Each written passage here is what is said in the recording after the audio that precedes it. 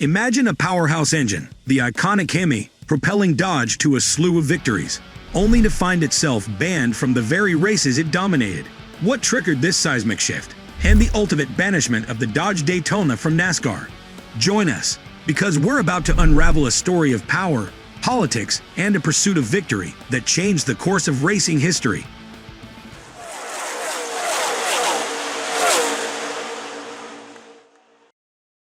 In the past, Chrysler was the owner of Dodge. During that time, they developed the Chrysler Hemi engine, which is now commonly referred to as the Hemi. This engine featured hemispherical combustion chambers, a design that gained significant popularity and was widely utilized in vehicles starting from 1951. Moreover, the engine's popularity extended to the maritime industry as well, with a marine variant finding widespread use in boats during the 1950s and 1960s. The excellence of the Hemi engine was undeniable.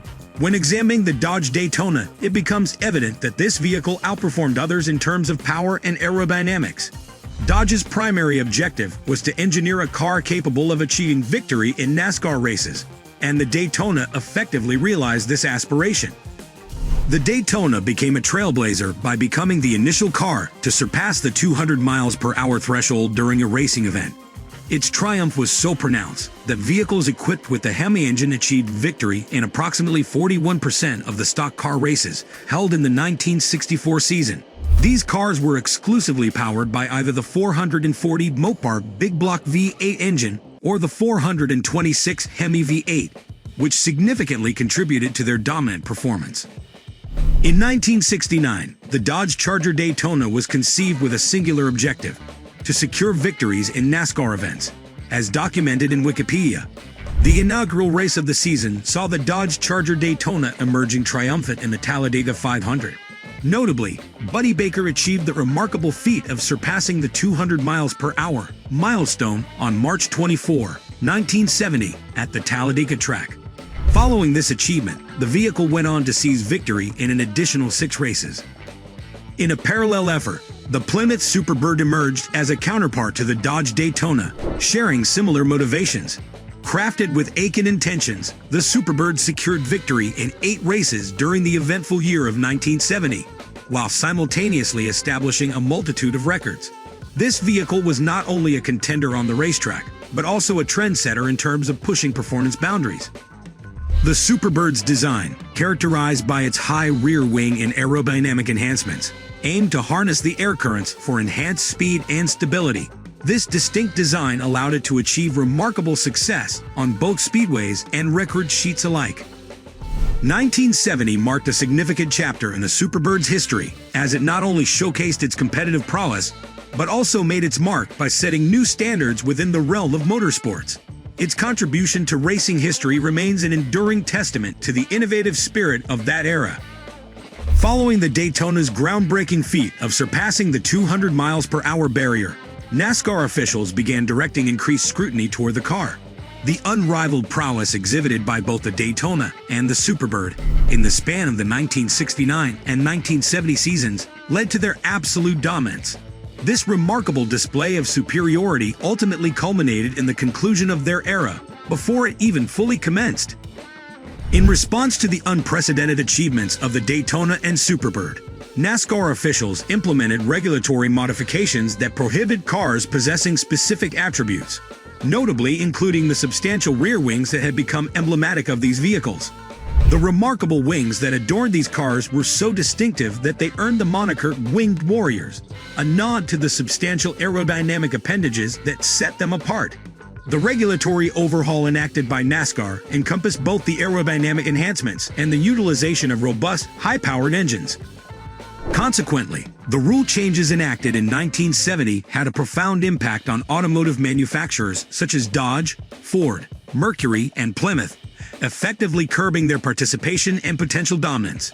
These automakers found themselves confronted with a new landscape, prompting them to rethink their strategies and adapt to the evolving regulations that reshaped the competitive landscape of NASCAR.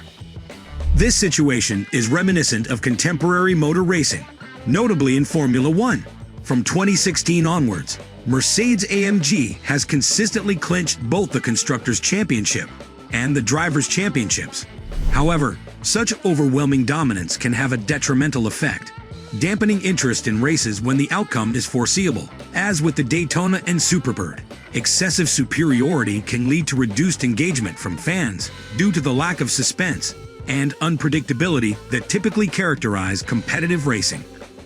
Rather than opting for rule adjustments to compel Dodge to modify their Hemi engines, NASCAR took a more direct approach by outright prohibiting the use of the Hemi engine altogether. Consequently, the year 1965 witnessed the absence of Hemi engines in the racing scene.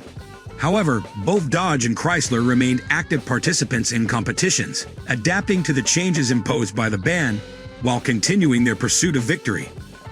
Fortunately, the removal of the Hemi engine from NASCAR did not transpire without positive outcomes, as it paved the way for the eventual emergence of the Dodge Daytona 4 years later. This shift in focus ultimately catalyzed the development of a remarkable vehicle that left a lasting impact on the world of racing. Evidently, the success of the Hemi engine brought considerable satisfaction to Dodge and Chrysler. Nevertheless, this sentiment was not universally shared among their competitors. Similar to the complexities of modern-day racing politics, the racing landscape of 1965 also witnessed its fair share of strategic maneuvering and behind-the-scenes dynamics. The exclusion of the Hemi engine from NASCAR was not solely motivated by a desire to enhance fan enjoyment. Rather, it was largely driven by intricate political disputes and strategic maneuvering within the racing community. Bill France, who held the position of NASCAR's leader in 1964, played a pivotal role in solidifying this decision. His influence marked a decisive factor in the culmination of this agenda. According to multiple sources, the prohibition of the Hemi engine was driven not by technological constraints, but due to its limited availability in vehicles manufactured on Dodge or Plymouth assembly lines, with the key emphasis being on readily. The central point of this contention was that the Hemi engine was perceived as too expensive an option for the typical buyer.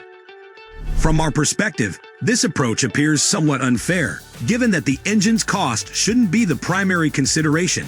Rather, its suitability for meeting the required production volume should be the focus.